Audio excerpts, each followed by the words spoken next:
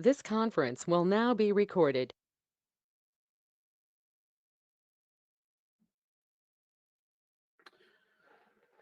Good evening. I'd like to call to order this regular town council meeting for Tuesday, September 8th, 2020. I am going to go through a brief announcement for the few on the call who might be new to the proceedings. Members of the public, please keep your microphones muted during the meeting unless you are the person asking a question or actively participating. Also, kindly keep your camera inactive unless you're speaking. This system does not deal well with multiple simultaneous speakers, so the audio from only one person will come through at a time. Therefore, please only speak if you have been recognized. Also, if you are in the middle of an exchange, please be conscious to let the other person complete their thoughts before you respond. Don't have a wooden gavel because I have a mute all button. If people aren't participating respectfully, I might use it. Also, if somebody's talking over someone else and if the person who has the floor will prevail. We'll go through and proceed through the agenda. If you wish to comment on a particular item, please type in the chat bar. There's a chat bubble at the top of your screen. It's on my top right corner. Please open that and tell me that you'd like to speak or be heard. When going through those who wish to participate, I will go through those who are logged in through the GoToMeeting application first, and then I will check with the telephone callers to see if they are contributing. If you intend to comment or participate, you must introduce yourself by stating your name and address. Also, tonight we have executive session items. What I'm going to do when it's time to go into executive session is I'm going to ask those who are not participating in the executive session to leave the meeting. If you don't leave, I'm going to boot you. Then I will lock the meeting. You'll be able to log back in, but you will be in the waiting room. And when we come out of executive session, you will automatically be allowed back into the meeting once I unlock the meeting. With that, please rise for a moment of silence.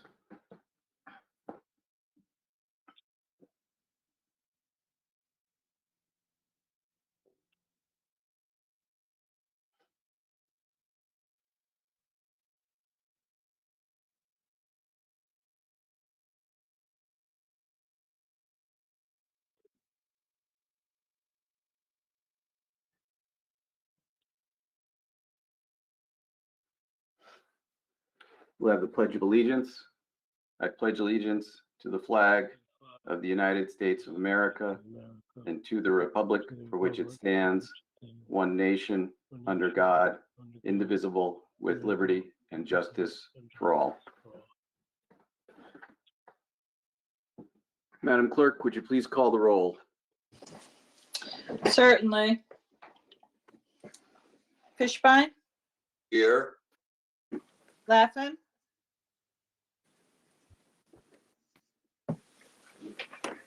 Marone, Here.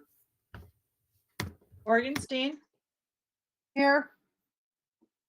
Shortell, Here. Tata, Here. Testa,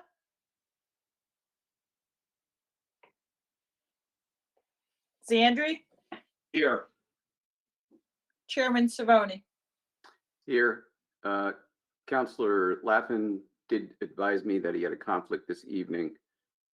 He may log into the meeting if his conflict resolves. Oh, I'm sorry. Sorry. It was a long summer. Just let me check that the mayor is here Here. and Jim Bowes. Here. Present. And I think we have, is it Attorney Farrell tonight? On the telephone? Yeah. Thank you very much. I'm all set. All right, with that, can I have a motion on the consent agenda, please? Mr. Chairman, I move that we approve items 3A through 3K on the consent agenda. Is there a second? Second. Moved in favor, moved and seconded. All those in favor, please signify by saying aye. Aye. Aye. Any opposed? Hearing none. The consent agenda has passed. On to item 4. There are no items that were removed from the consent agenda. On to item 5, the public question and answer period. I presently see no takers.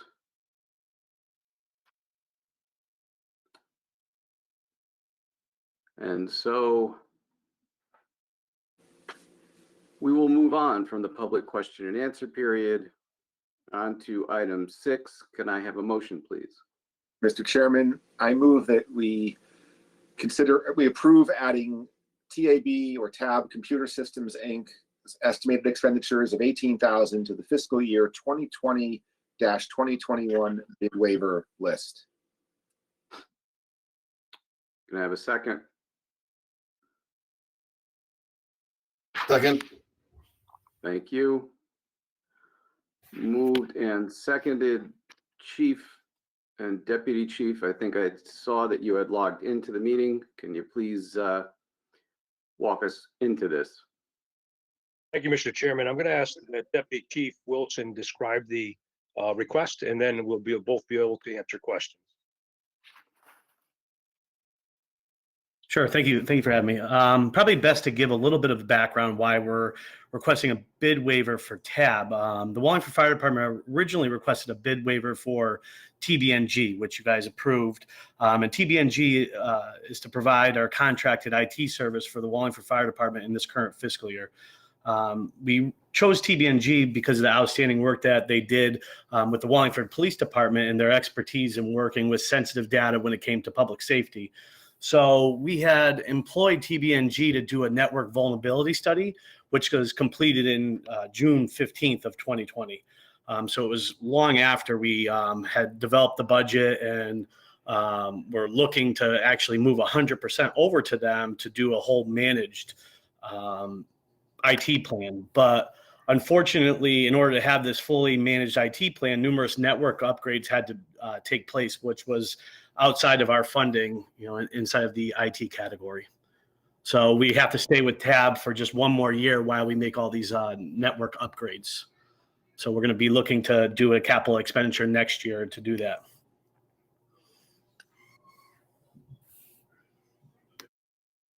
Thank you. Questions or comments from the council?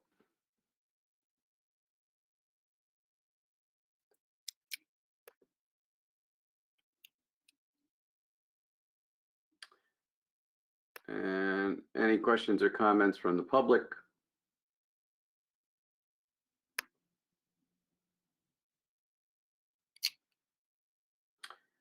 There being none, Madam Clerk, would you please call the roll?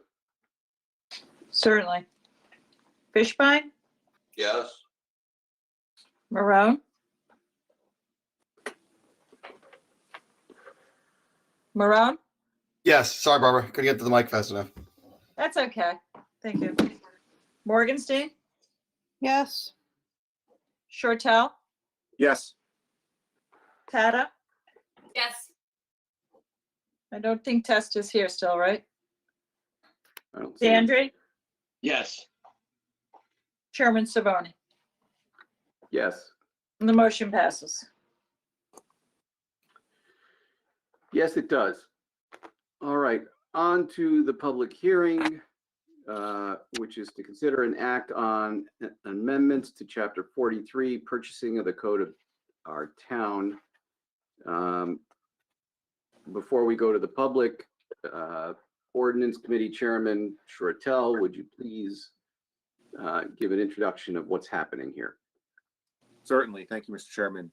This represents work that actually began before COVID, and it was delayed by COVID. So there's kind of been an ongoing dialogue on the council and with the administration about bid waivers. And as part of that dialogue, we questioned the dollar amount threshold for what would qualify for a bid waiver. And so one of the things we'd asked Mr. Bose to do and Mr. Amadeo to do is to tell us what other towns do. What is their limit dollar amount? So on March 2nd, we had our first, the ordinance committee had our first round with this discussion. And Mr. Bose had provided a list of 20 towns and their amounts. Our amount long 7,500. That was well on the low end. Waterbury is the only town lower, but there were 20 towns in total that they provided to us, and the average was around 18,000, and he took out the outliers closer to 16. So then at that point, we asked to do a little more research and give us maybe a little more data, but it felt like the council was open to upping this threshold. So that was then, of course, COVID hit, and we kind of tabled this for a while. We revisited it at our June ordinance meeting, and prior to that, Mr. Bose provided even more data. So he provided 39 more.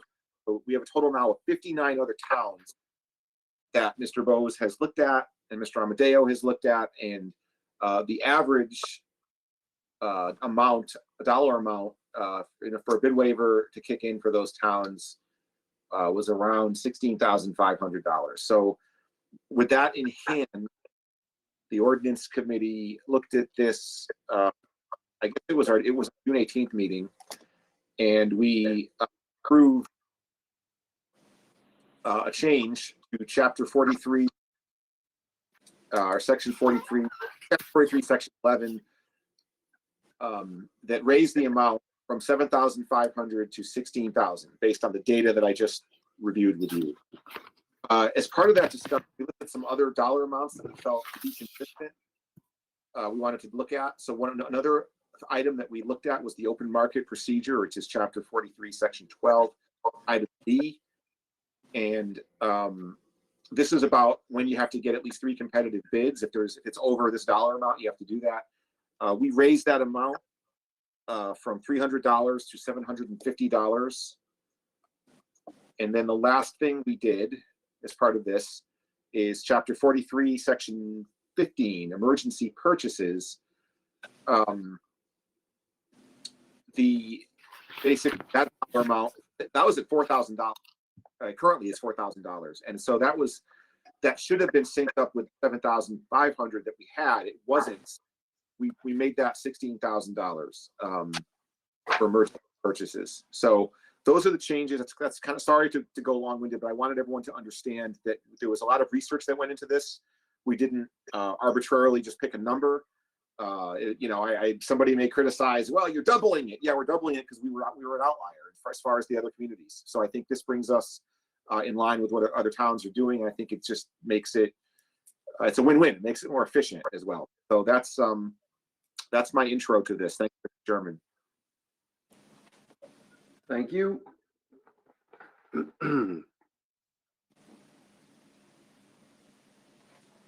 With that, we'll open the public hearing. Are there any comments from the public?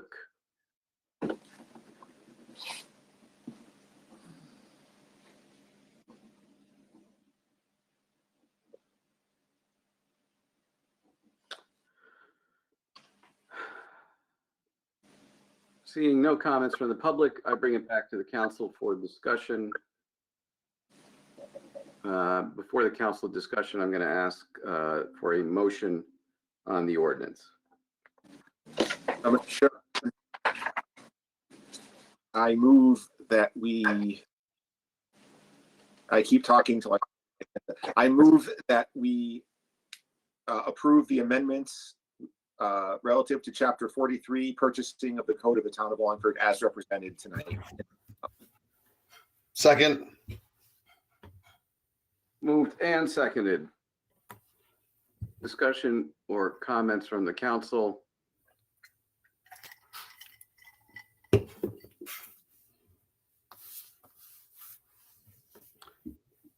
All right, no chatter. Madam Clerk, would you please call the roll? Definitely. Fishbein, Yes. Marone, Yes. Morgenstein, Yes. Shurtell, Yes. Tata, Yes. Testa. Oh, I'm sorry, it's not there. Zandri, Yes. Chairman Cerrone. Yes, The ordinance passes. thank you. We are now on to item 8, which is a COVID-19 update. Mr. Civitelli, please join us. Good evening, Mr. Chairman. How are you? Good evening, everyone. I do have my report tonight, and I will go through it as briefly as I can. Obviously, I'm sure as many of you know, there's been a slew of activity as of recently. So again, I'll try and keep it brief. As of right now in town, since the beginning of the pandemic, we've had 522 positive cases for COVID-19, 227 in nursing homes, and 295 in the community cases. So what we're seeing as time has gone on, once we've straightened out a lot of the situations, I guess, for lack of a better term, in the nursing home facilities, we're starting to seeing that more community cases are overtaking our nursing home cases, which seems to be the trend over time. We ended the month of August with 14 confirmed cases, and as of right now, through the first 8 days in September, as of right now, we have 3 confirmed cases, all in the community. Since the pandemic began, we have tested roughly 8,979 individuals in the town of Wallingford. That represents roughly 20% of our total population. And when you break those numbers down, 1.16% of the total population tested positive in some form or another. We've had 18,499 negative tests since the beginning of the pandemic. So you could see the volume in which the number of tests that have been conducted in town. This represents obviously individuals who've been tested multiple times over, for varying reasons. We do our own 7-day rolling averages. I know the state looks at it based on a 7-day rolling average of a population of 100,000. What we've been doing internally is doing a 7-day rolling average for the town of Wallingford's population, which is roughly 45,000. Just for those of you who are unfamiliar with the 7-day rolling average, what they're really measuring there is how many cases per day you have over 7 days. So a good example, as of right now, we're averaging in the town 0.42 cases per day. So less than half of a case per day over the last 7 days, which is definitely a positive. In looking at the number of fatalities since the beginning of the pandemic, we've still fortunately have had no fatalities since the week of July 9th. So for a total as of this point, we're still holding at 70 fatalities, 68 in long-term care communities and 2 in the community. As of right now, we are contact tracing 3 individuals for the 10-day window, and that's as of September 6th. Some other quick updates. We are conducting a drive-through flu clinic. It's our first drive-through clinic we've done at the Wallingford Public Library, October 17th from 9:30 to 12. One of the reasons we're doing that is in anticipation of a potential COVID-19 vaccination. There's been some discussion about how that would be administered, and it seems that the drive-through format is something that potentially could be used. So we want to use the flu clinic as a potential way to identify strengths and weaknesses in us doing something of that nature. Recently, CDC and the state health department notified the health department that we are going to be required as a local health department to vaccinate our critical infrastructure workforce in what they are referring to as phase 1 release of the vaccine, which would include police, fire department, EMS, and public health individuals. So we're preparing for that as well. We recently provided meeting guidance for boards and commissions. Janice Small, town attorney, or corporation counsel, excuse me, and I worked on some guidance for boards and commissions that was released last week.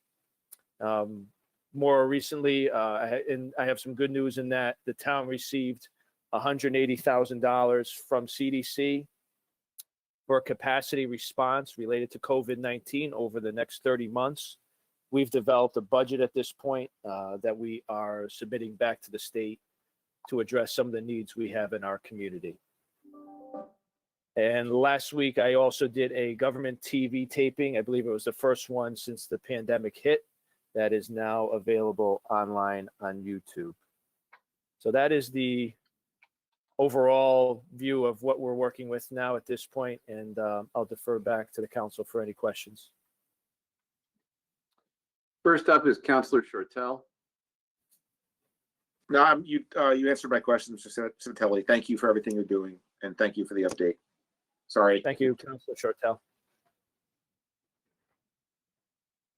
Councilor Morgenstein. Yes, thank you, Mr. Chairman. Just a few quick questions, Steve. Could you, for the purposes of public recognition, provide a phone number for you to be contacted? I, in the past week or so, have received 2 complaints of businesses where people did not feel that mask usage was adequate. Is there a phone number that people should be calling? Yes, as of right now, we're accepting complaints in 2 forms. My email is available on the town website in the health department drop down. We're also obviously at this point, our phone number for town hall is 203-294-2065. And when you call, we'll record the complaint and assign a sanitarian to address the concern. Okay, I appreciate that. And with more things open, are you feeling that you are adequately staffed in handling that situation? Yes, it seems to come in waves, in all honesty, depending on what activities are going on in the community. Some days we get quite a few complaints. Other days we don't receive as many. It's been consistent that the masks have been a concern for us in addressing some of the gaps that we've identified. The ELC grant that we've received from CDC over the next 30 months, we are proposing to hire a part-time public health nurse, a part-time contact tracer, and it was a big component of what we're doing to help address some of the gaps we've identified in vaccinating our critical infrastructure employees in phase 1 of a potential vaccine release, maybe at the end of the year. That's something that we identified. So for right now, in terms of the environmental health complaints, I think we're in a pretty good place. We've been able to respond to all of them, to my knowledge, within 24 hours of receiving them. So I think we're in a pretty good place right now. Good, thank you. And certainly school has opened, that's no surprise, and you obviously had to put a lot of work into that. Can you comment some on how you feel that's going? So prior to the school year opening, as I'm sure you could imagine, we worked with Dr. Menzo and his staff, as well as Kathy Nealon, the nurse coordinator, and our public health nurse, to work through various scenarios. We made a decision chart as to how to handle potential cases using the state guidance as well as local input. I think at this point, we are ready to have conversations on a daily basis. We have points of contact available 24/7 if something were to arise. So I think a lot of it now from our standpoint is we've put the plan in place and we have to react as appropriate. So as I've told my staff, and we just take it one day at a time and address each concern individually and not try and get too far ahead of ourselves. Because that could happen very easily with this. So as we making our decisions, we take it a day at a time. And one last question. So my understanding is that Choate is not planning on opening until October, and that's just hearsay. I don't have a specific, but that will be people coming from all over the world. Have they been in touch? Are we working with them? Yes, you are correct. Throughout the event, Choate's been very good about working with us. Early on, Choate representation met with Chief Highgard and myself, and we had some conversations about how things should look and how they are looking and how it impacts the community. More recently, when Choate decided to hold off till October 1st, The plan previously was to bring students back 2 weeks prior to the semester starting and have them self-isolate on campus. So that was going to be their 2-week quarantine period. And my understanding, something to that effect is going to happen again. They also have a rapid test system in place on campus, and I am going to be the primary contact point for them if indeed there is a positive case in town.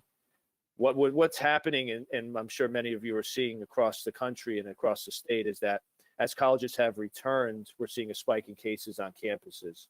And how they're recording cases as of right now is, say if a resident of Wallingford attended UConn and they tested positive, it's counting against Wallingford's numbers because that's their home address.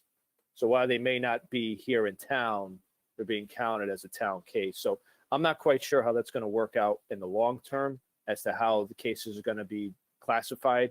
I know, as we've talked about in the past, community cases and nursing home cases versus each other and how we identify those. There may be more in-depth discussion as to how that looks over time, but Chode has been very responsive with us.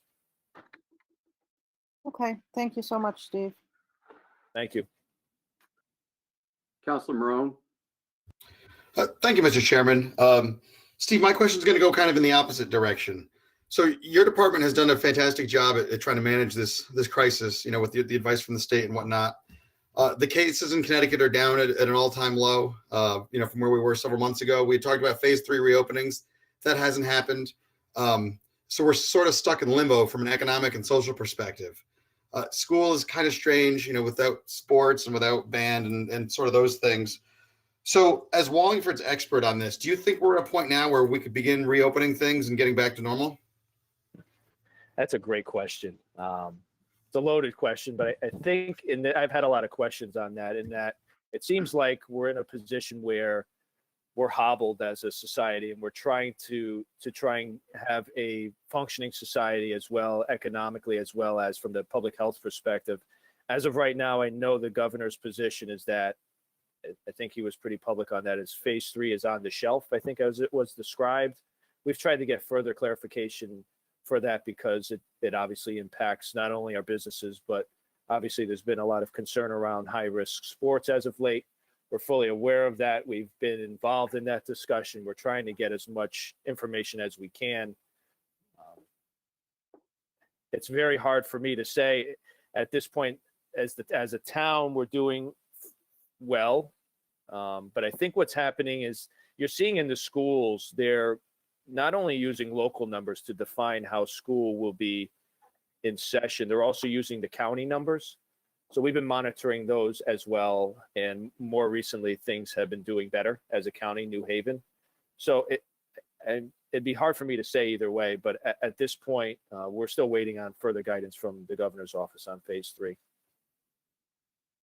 Thanks, Steve. I guess, and part of my concern is that, we're, as you mentioned before, we're coming right up on flu season. So I hate to run from COVID season into flu season, and then it becomes we're in the springtime, we're still in the same place that we are now. Has the governor's office given any indication as to what it is that they're looking for to get to phase 3? I think your question is one that many have asked, and I don't think there's been a clear-cut answer at this point. One thing I will say is that, from the school perspective, we clearly tried to define in the decision chart we made, in that flu, as well as many other childhood illnesses, all present very similar to COVID-19. I think that's the big issue we've all been facing since the beginning. And that, until we have a positive case, a positive laboratory confirmed case, we are going to treat it as if it is a regular illness. And I think that the hope is that we can make informed decisions with the appropriate information over time. Thanks, Steve. And I've honestly really been impressed by the way your department has conducted themselves and the professionalism and the these updates and stuff. So I really do appreciate your hard work. Thank you, Councilor Marone. The staff has been amazing. They've held strong the whole time, and we wouldn't be in the position if it weren't for my staff. So thank you.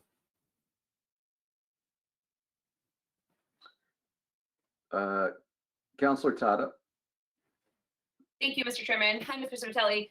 I was just wondering, I know you said you sent a memo to the boards and commissions. Is anyone meeting in the council chambers currently? And are we as the council okay to start meeting in person again? So I think as of right now, Janice Small sent out the guidance. Janice and I worked on it together. As of right now, it was more of a guidance document to set the framework for what could be done. At this point in time, it's my understanding that there's maybe 1 or 2 committees that are meeting in the chambers. But, you know, part of the memo was to speak to Janice and I if anybody decided they had any questions or concerns about how their meetings would run. It was difficult in trying to make a generic guidance document because different commissions have different needs, whether it's technology or seating arrangement. So we tried to come up with a broad overview of what the basics would be. And I think a lot of it was focused around maintaining social distancing where appropriate and mask wearing and things of that nature. So I think a lot of it falls on each committee in terms of the level of comfort is I think how we've been handling it to this point. Okay, that was my only question. Thank you. Thank you. Councilor Zandri?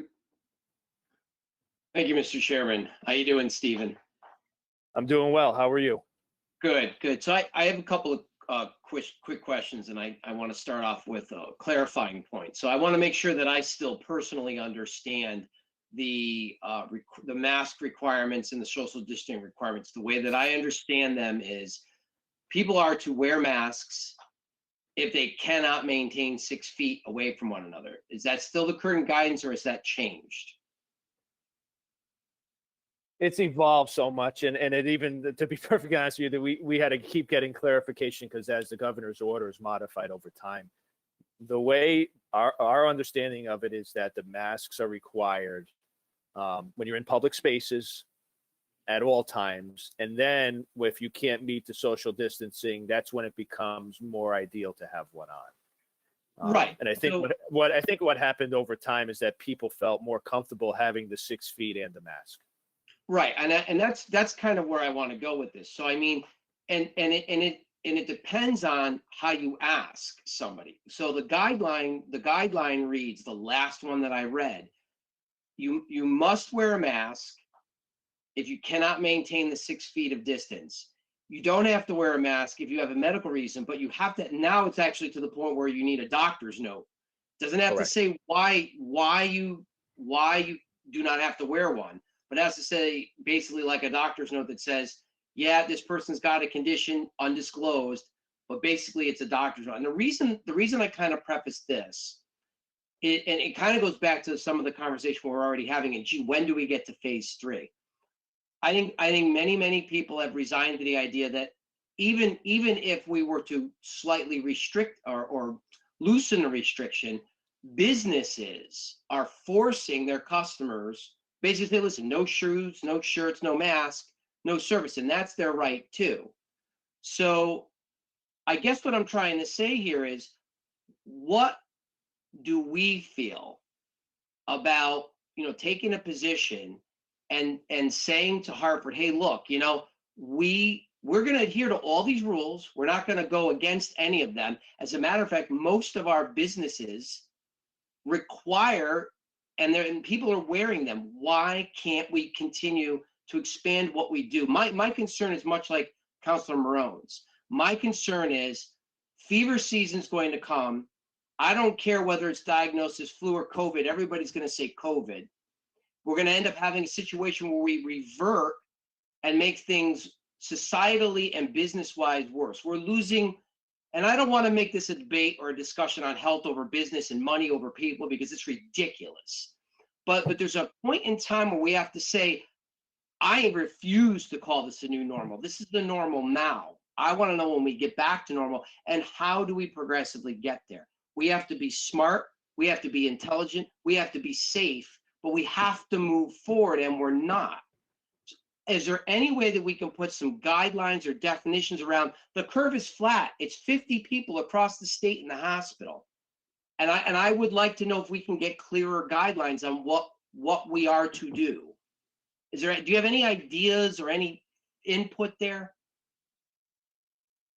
I think we could certainly request, and I know many have asked that same question, is when is phase 3? It was supposed to be in July at some point.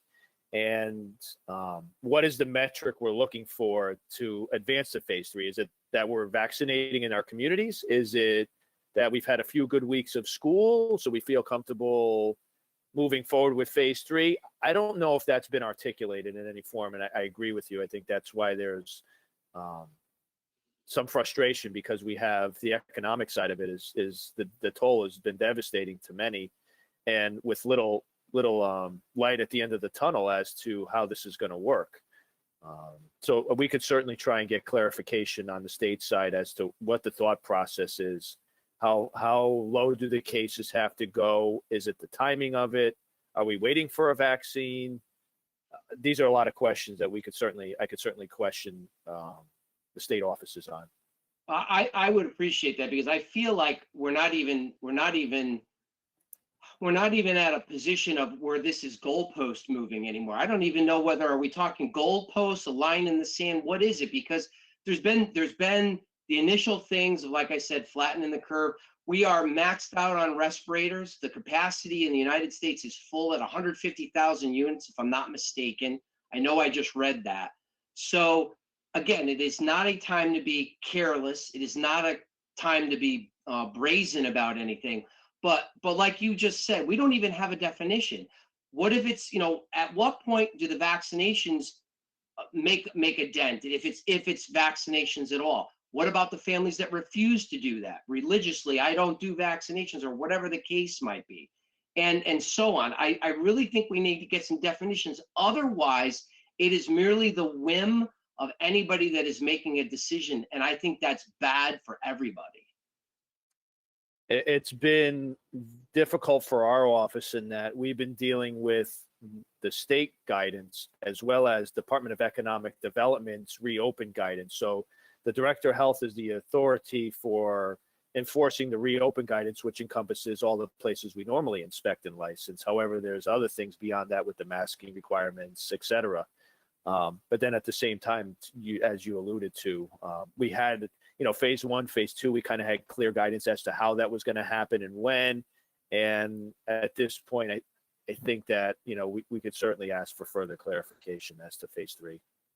That's fantastic. I appreciate all the work you've done, all the updates that you've reported out on here. I think that's great news. It's very, very plain and cut and dry. There's no drama to it, and it's just the facts, which is awesome. And again, I appreciate all the work you've done and what you'll continue to do for us. So thank you very much.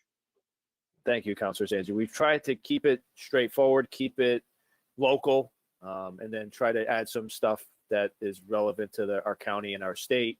I will say that we've been working on weekly PowerPoint presentations that I've been reading off of for this governing body, and our intention is to try and post that on the town website every week for those for those residents that may want to access that. And again, it's just a short 6 or 7 slides, but it covers some of the things we've talked about. So that's something we might be doing in the not too distant future.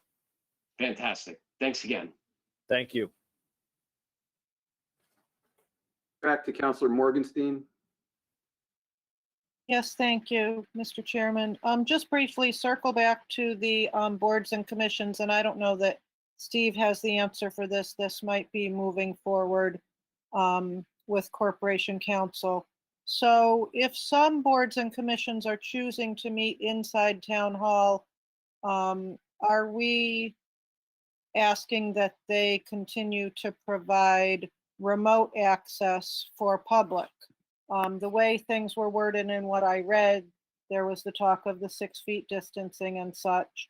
But if a member of the public wishes to be part of a meeting but does not feel comfortable, isn't there an obligation to make them available to that meeting? And I don't know if we have an answer here or not. I don't think there's an obligation, quite honestly. I'm not sure which of the single letter or double letter executive orders that came from the governor, but the governor said that basically town government should continue to meet irrespective of public participation. So it's almost the inverse based on the existing executive orders. I guess I would just say that's awfully unfortunate. Okay, thank you. We have a comment from the mayor. I think you're exactly correct, Vinny. Local government was exempted from most of the executive orders and have the ability to function, other than in some cases where local government has to approve a budget by a referendum and things of that kind, in a town meeting form of well, the format of a public coming in to vote on a budget town meeting. They needed relief in some way, but otherwise local government is pretty much exempt.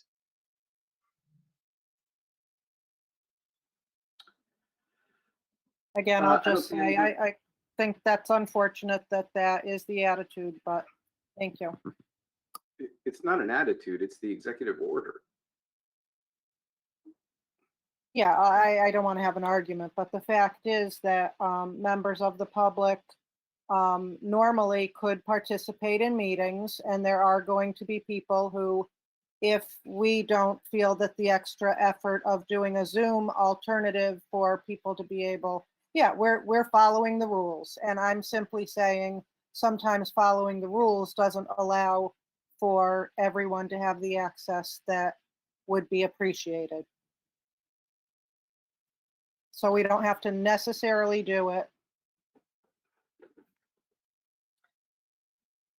You know, I guess I resent the statement that says we're following the rules. We've spent the past 4 months creating plenty of access for the public in as safe a place as possible. So, you know, if we're returning to the council chambers and it's clearly within the governor's executive orders, I'm sorry, I'm at a loss for I think there are still people who, although things are allowed, do not go to the grocery store, do not do certain things. And yeah, I don't want to have an argument. I just, it's the way I feel that until we do have a vaccine, there are people who, there are relative degrees of risk and there are relative exposures of different people and who they come back home to. And I'm sorry, I'll just leave it at that. Well, we've certainly created the opportunity to participate in this format, and people have the freedom to continue to participate, and people don't have to participate, and that's their freedom as well. So, Oh, I'm not talking about our meeting. I'm talking about smaller boards and commissions that people, I'm not talking about council. I'm saying if you're looking at all of the boards and commissions as having an individual choice of whether to be Zoom or in person, if you take away the Zoom possibility from ones that want to meet in person and you no longer have the Zoom, you have gone from some people feeling comfortable because they can do it from their home to having, I'm not at all talking about our meeting. I'm talking about all boards and commissions, and if some choose to go to the council chambers in person and not then provide remote access because it's not obligatory, then there can be people who may not participate because they are not comfortable to be inside a building until there's a vaccine. I'm not at all talking about our meeting. irrespective of whether it's a board, commission, or our meeting, the choice not to participate because the virtual option doesn't exist is somebody's choice. It's theirs. Councilor Shortell. Thank you, Mr. Chairman. I guess just a quick, I was about to jump in and defend you because I do think you've done a great job. And I know, Gina, you weren't saying you didn't, but with our meetings, you've bent over backwards to make sure the public could participate. We even had a hybrid meeting, I think, at the end of March as a first try. So I think that's all been good. And I think, as we've seen, we can't draw any ratings. We can't get a crowd at our meetings, and everyone, look at tonight. But I mean, I would say in general, it concerns me that the chambers are even open. I'm just going to say it. And Mayor, I understand you don't want to dictate the boards and commissions. I don't know. I worry about, I'm not even talking about the public. I just mean participants on those boards and commissions. We on the council, we had a discussion, I think 2 years ago, about phone and dialing in. I think I forgot how it came up, and we had it on the agenda one time, and we kind of all agreed as a council, we don't want to do hybrid meetings. This is before COVID, and I think we're still, in that place. But I do have concerns that any board or commission could use the chambers. I don't know. I go back and forth on this. I drive by the flea market. The flea market's happening. We have 50 cases in the, whatever. We're doing really well in Connecticut, and then I read about athletes who contract it and are people in better shape than any of us, and who are laid out for 2 weeks thinking they're going to die. So it's just like, it depends what you read. But anyway, bottom line though, I think the guidance that you provided, Mr. Civitelli, with Attorney Small was a good. Was very good, and I think we just have to keep an eye on it. That's all. But thank you, Mr. Chairman. Anybody from the public care to comment?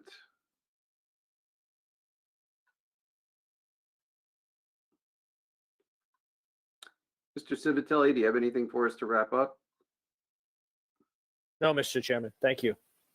Actually, we do have a request from Mr. During. Name and address, please.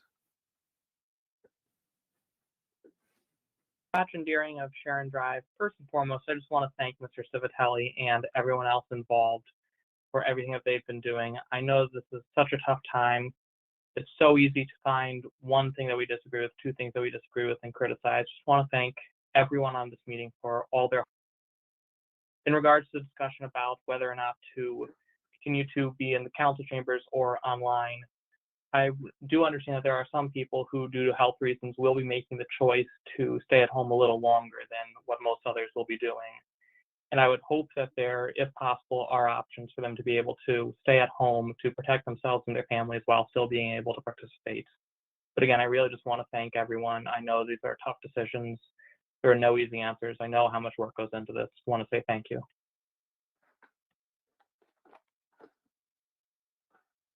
All right. That appears to be all the discussion on this agenda item. We are on to item 9, which is a report of post-primary outcome in preparation for general election with the registrar. Councilor Morgenstein, this was your item. Yes, thank you, Mr. Chairman. So Barbara sent us today a lot of background material, and I think most of this will likely come from Barbara. My purpose in putting this together was to learn from the primary in order to have things go well for the general. Of course, everything is going to be wildly different from a typical year.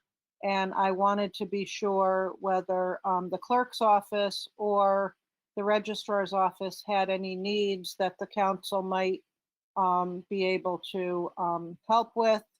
I do understand that there is Secretary of the State money, and it's not clear to me whether that's something that is relatively automatic, or does the clerk have to give specific breakdown of the needs, and does the clerk feel that she has all that she needs in order to obtain that money? Is there anything additional needed from the council? And then the one last thing was, while all of this ballot work is being done, does the clerk feel that there is money-wise, space-wise, various things that she needs in order to run the clerk's office in general, which still has other business, not just the ballots? So I'll give it to Barbara. Thank you, Barbara. Hi. So I do know, I think the registrars are on the call as well, so they can probably speak a little bit too. But thank you, Gina. So just to wrap up the primary a little bit. So the primary was, the ballots should have been out in a 21-day phase, and the Secretary of State was mailing out the ballots, but the ballots were only mailed out. They were mailed out 6 days late, not the ballots. The applications were mailed out 6 days late. So it only gave a 15 days to process. So by the time we actually received applications, we only had 9 days to process 4,000 applications. So we ended up receiving 4,000 applications for the primary, which maybe doesn't sound like a lot, but it's something we've never done. The most applications we've ever received is 2,000 in the 2016 presidential over a 30-day period. So we processed 4,000 applications in a 9-day period. So we ran through and ran over our $2,000 of overtime money because in those 9 days, we had to stop all our business that we did in the town clerk's office. We were not able to do land record recordings.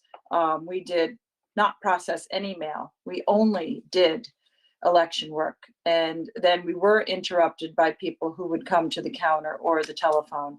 And so I have made the decision going for the November election. My thinking is that we will get at the minimum 10,000 ballots, but I really think that's a minimum. My guess is it's 12 to 15,000. And I think what we'll have to do, and the mayor, as long as the volume is there, the mayor is in agreement that we will be open from 9 to noon for the public to do business, but from noon to 5, we will close to the public to just do election work. We're going to be basically a mail house processing center because we have to mail out the ballots. So it's going to be a tremendous amount of work. At the moment, there's no overtime money in my account. So I am looking for that. But we are getting money from the Secretary of State's office. The mayor's office did get a notice of that this afternoon, very, very late in the day. That has to be shared with the registrar of voters. So we are meeting next week, hopefully, to discuss that and then see where those monies can go. They can just tell you what they're looking for. But I look at it as I have a brunt of work that I'm going to start. My time frame is basically by Monday, September 21st, we will have applications. We've already got at least 500, maybe more applications in of people who are just printing them off. But the mail house is mailing every registered voter an application. They started dropping them on Friday. So everybody should be receiving them this week, if not no later than Tuesday or Wednesday next week. And the people who want to use them are going to be returning them by mail, in person, or in the drop boxes. So we should be having them by the 21st. And that's when I think our work starts. Ballots are available October 2nd. We're obviously looking to get as much done as possible. We have to wait to get all new supplies. This is where the Secretary of State's office isn't really helping us. We have to wait for all new supplies. They printed everything new that says COVID on it they want us to use. And that drop shipment is not leaving the printer until September 10th. So we don't expect to get that in our office before, say, the 16th or 17th. We have to wait for those supplies to come in before we can start doing anything. So we've kind of already been set up to fail, in my opinion. I feel it's just a tremendous amount of work. I am looking to have, I'd like 4 extra workers in my office. So the mayor is helping me by looking for general government workers that can be placed into my office to help, maybe on a part-time basis, that can be trained to do some things. I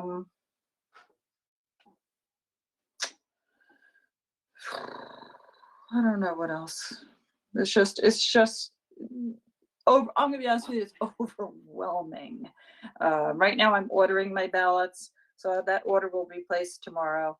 I'm just getting it a little bit more organized, and it's really just getting all our ducks in a row. We're securing a room, so when the ballots come back, we need a room to lock these ballots in. I can't leave them in my vault. I can't have anybody touching them. I have nowhere else to put them. So I'm going to put them in a separate room where we can, we have to So it's not just getting the ballot out. There's a lot of tedious work to all this. We timed it today. Getting a ballot ready to send out, 5 minutes. That takes a long time. So, it's a lot of work for all these ballots. And then when the ballot comes in, you have to scan it, receive it. Then you've got to put it in district order, street order, alphabetical order, all so that the counters can, for when the absentee ballot counters come and take it. And so we put it in perfect order for them. Now I did Zoom meeting last week with Staff Attorney Ted Bromley. He's my team leader for the Secretary of State's office. So they are, we're getting a little more time for counting ballots. The absentee ballot counters are going to be allowed to take the ballots instead of 7 days prior to do cross-offs. They're going to be allowed to take them 14 days prior to do cross-offs, which will help in hopefully eliminating double voting. Plus, we're going to have an additional 4 days to open ballots after the election. It's not receiving ballots. We still have to have, so far, we still have to receive ballots by November 8th, November 3rd at 8 p.m. November 3rd at 8 p.m. But we will have 4 more days after the election to open and count ballots because the unprecedented amount of ballots we are going to be receiving. And then on the 5th day, we will have a revised return. So election night, we're to get in the best return we can from the polls, from Wallingford's 9 polling places. And the absentees will come 5 days later. And that's really where probably most of your vote's going to come from this year.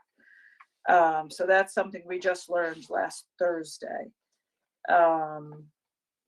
But for me, and that's just giving you a little insight as to how we're going to be working. And so we're going to need, registrars are going to need these absentee ballot counters for like 2 weeks, where normally we need them 1 day, maybe 2 days. Now we need them 2 weeks, so they need them forever, it seems like. But for me, I need help for like 6 weeks. And we need overtime. Really, the staff is the experts in getting the work done. So really, we need money for them for every day. They like to come in early, work through lunch. We're going to have to work Saturdays. It's just how it's the only way we're going to get this work done. I don't know what else to say. I feel like I'm rambling, so I'll just go for questions. Councilor Fishbein. Thank you, Mr. Chairman. Good evening, Barbara. Hi. Hi. The ballots coming in prior thereto, you mentioned that they're going to let whomever cross off, saying that those ballots had come in. Has there been discussion about those ballots actually going into a machine at all at that point prior? No, Craig, no. And it's not whomever. These are people that are hired to be the absentee ballot teams. I mean, this is all very carefully done. It's not like haphazardly done. It's an unidentified individual as we sit here today. It's whomever. Okay.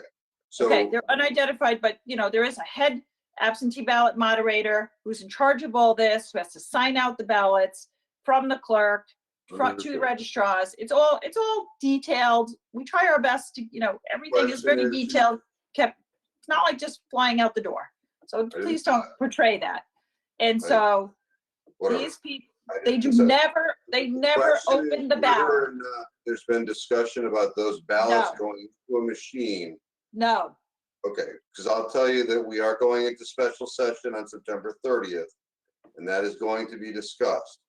So I'm just letting you know that there's talk about those. Well, why would they allow us 4 more days to count if they're going to open them ahead of time? Then maybe we wouldn't need the 4 more days to count. My understanding is they want to cut it off on election night. So, it's fine, whatever. I don't know. Understood. I don't make the rules. I only do what I'm told to do. I think all of this will be firmed up. We're supposed to go in on September 30th, and that's what's been discussed. So I just wanted to know if you've been part of those. So we haven't been told. That was not discussed by Ted at all. My only worry would be if they're opening the ballots and running them through the machine prior to election night. Are they closing out that machine that day and running a tape that day? Or is the machine staying open? Who's securing the machine? Is the machine going to be locked in my vault which is at least fireproof and safe? Or is it sitting up in room 315, which somebody could take? All those things should be worked out statewide as to who's securing the machine. And is the machine being closed and a tape being run? Because, Craig, we have to have our ballot orders in deadline by September 15th. And then the coding has to be done to match these ballots. So if we need extra codes, because we're turning the machines off and on a million times to do this, the printer needs to know before September 30th. I know, and those are the things that we're talking about. So, okay, thank you. Thank you. Mr.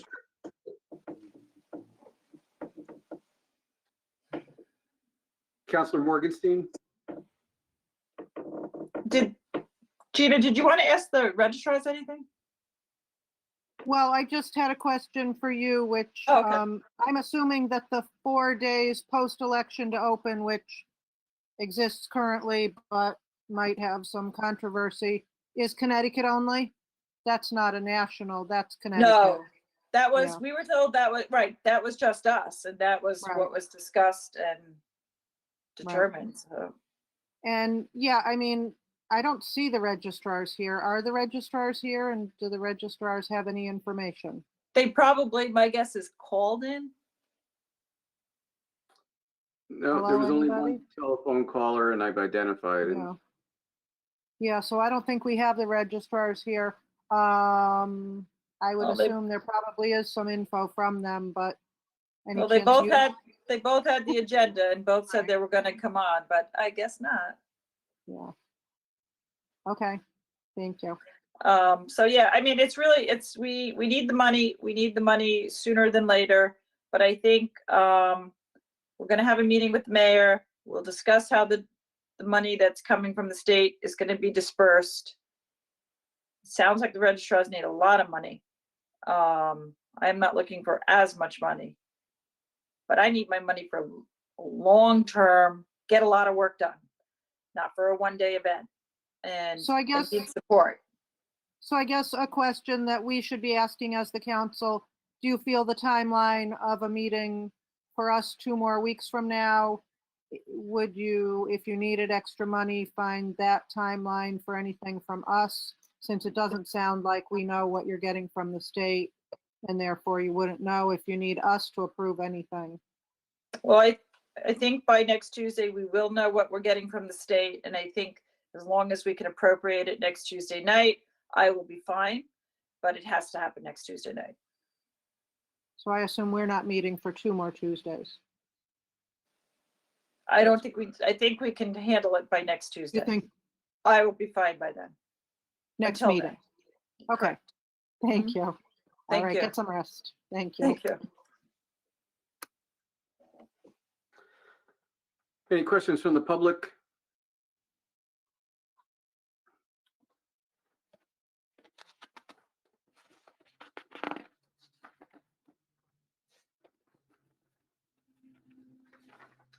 All right, there being none, moving on. I need a motion to go into executive session pursuant to section 1-206D of Connecticut General Statutes with respect to the purchase, sale, and leasing of property, and pursuant to Connecticut General Statutes section 1-206B and 1-225F regarding strategy, negotiations, and enforcement of a legal right with respect to a pending claim in the matter of Town of Wallingford versus Quinnipiac Street Associates LLC. Can I have that motion? So moved. Can I have a second? Second, Moved and seconded. I am going to ask people who are not participating in the executive session to leave the meeting. I'm going to lock the meeting. Once the meeting is locked, if you're not participating in executive session, you can log back in. You'll be in the waiting room until we complete executive session. And if you are not logging off, I will log you off. So Chairman, is it true that if in 15 minutes you're not back on, you don't need me? What you tell me? What do you think? Yeah, that's, I suspect the only, well. Do you want me we to may stay? vote on item 11, so that just needs to be recorded. All right, then I'll hang around. It's still on. All right. How do I log out now? Let me figure it out. Can you just pump me out? No, I got it. Never mind.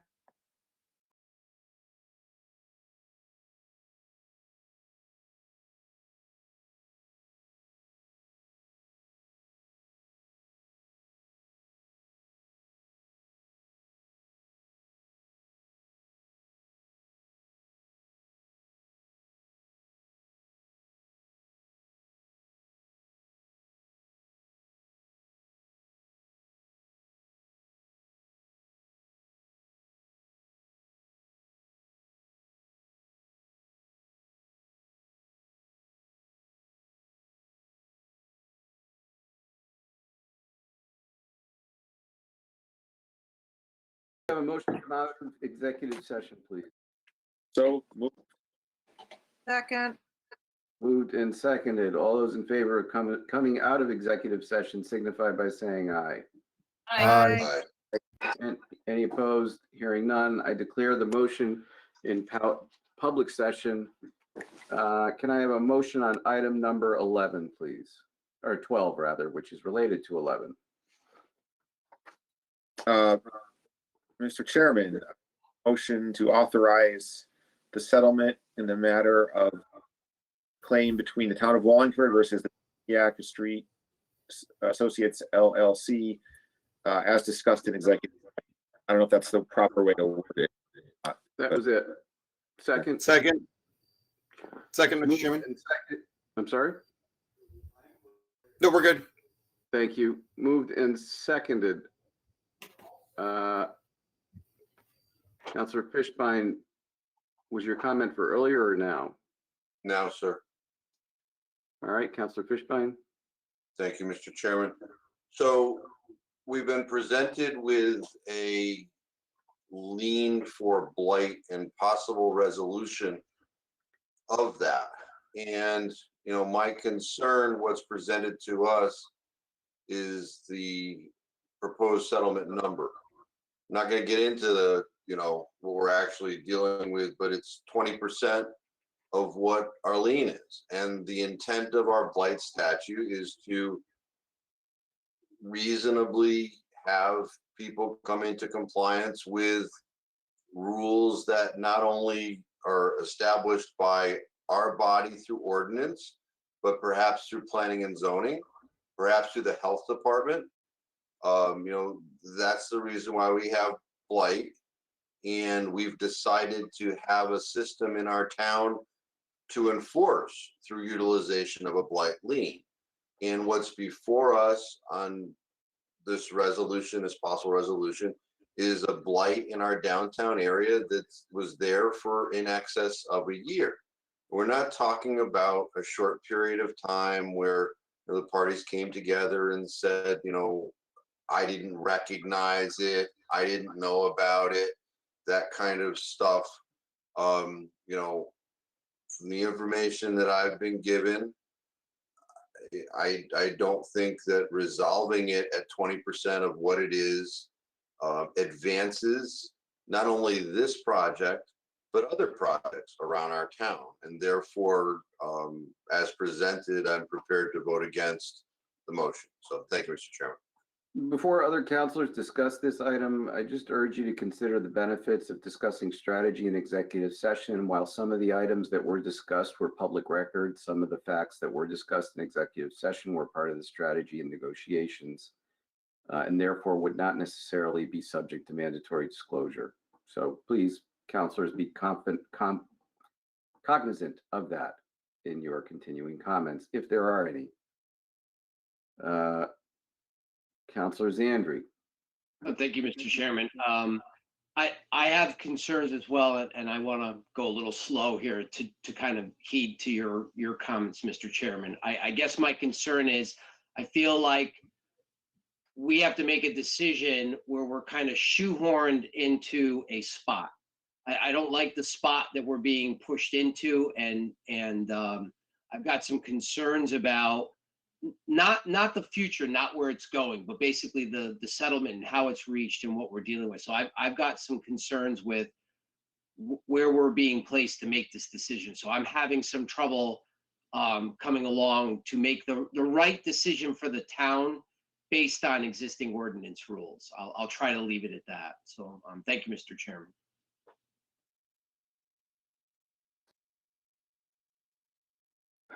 Councilor Shurtell.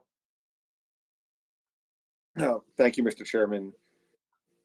I think that these types of decisions come down, there's two factors. One, the dollars involved, and two, is it setting a precedent? So the dollars involved, there's no real, for me, there's no issue there. These are not dollars that were budgeted, that we're gonna, money that we can't get. It's not about the money. To me, it is about the ordinance and enforcing the ordinance, the consequences of the ordinance. I understand that, and that ties to the second piece, which is precedent. And if we approve a settlement, are we somehow setting a bad precedent? I don't think we are in this case. We settle things all the time as a town, as we should. So we settle tax bills with individuals. We settle things all the time. We try to be flexible and go case by case. Our ordinances are almost impossible to enforce consistently across the board. And in this situation, while there are other instances where I wish we would maybe enforce them differently or more consistently, I don't think this is the place to make that stand. I am totally fine with this settlement as it was presented, and I will vote for it. Thank you, Mr. Chairman. With that, Madam Clerk, would you please call the roll? Sure. Fishbein, No. Marone, Yes. Morgenstein,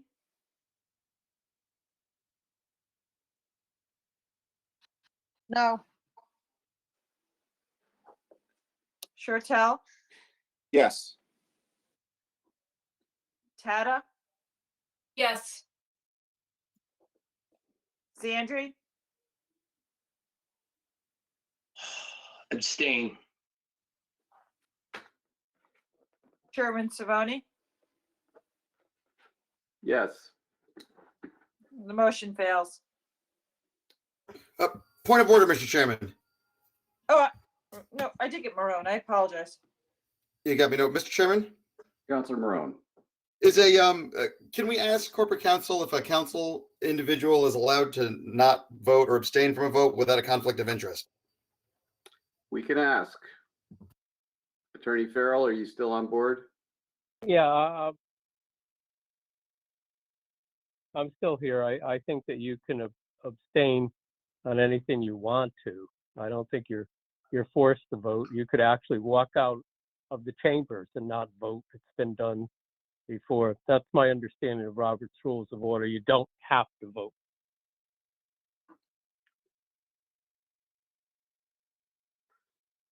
All right.